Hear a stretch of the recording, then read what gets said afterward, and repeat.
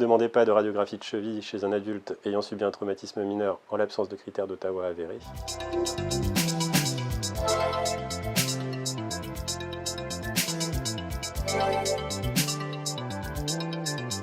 Lorsque vous examinez un adulte entre 18 et 55 ans pour un traumatisme mineur de la cheville, qu'il a pu faire 4 pas immédiatement après son traumatisme et qui peut toujours marcher 4 pas lors de votre examen, qu'il ne présente pas de douleur à la palpation de l'arrière de ses malléoles sur les 6 premiers centimètres, ni de douleur à la palpation de son 5e métatarsien, ni de son os naviculaire, il n'est pas nécessaire de lui faire une radiographie de cheville. Cela repose sur les critères d'Ottawa énoncés en 1992 qui présentent une sensibilité de 100%.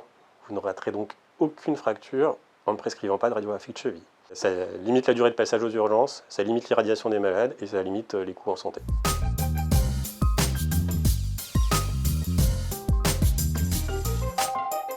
Ne demandez pas d'angioscanner thoracique en cas de suspicion faible à modérée d'embolie pulmonaire et lorsque vous avez un seuil de dédimère inférieur à 500 microgrammes par litre ou lorsque votre patient est âgé de plus de 50 ans, lorsque ce seuil est inférieur à 10 fois son âge.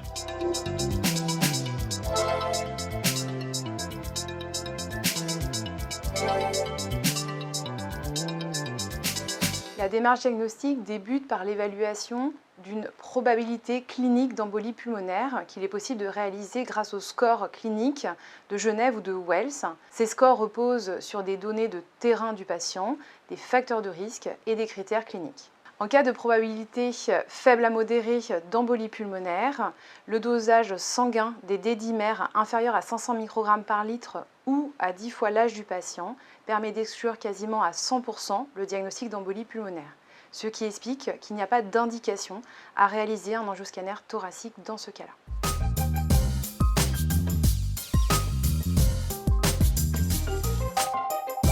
Ne prescrivez pas d'examen d'imagerie pour une pyélonéphrite aiguë sans risque de complications et sans signe de gravité chez une jeune femme.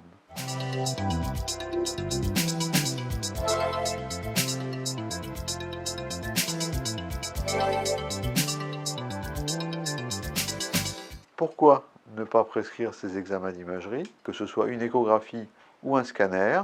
C'est parce que ces examens d'imagerie ne modifient pas la prise en charge initiale, premièrement, et deuxièmement, cela va allonger le délai de prise en charge du fait des délais inhérents à la réalisation des examens d'imagerie. Quelles sont les situations à risque de complications?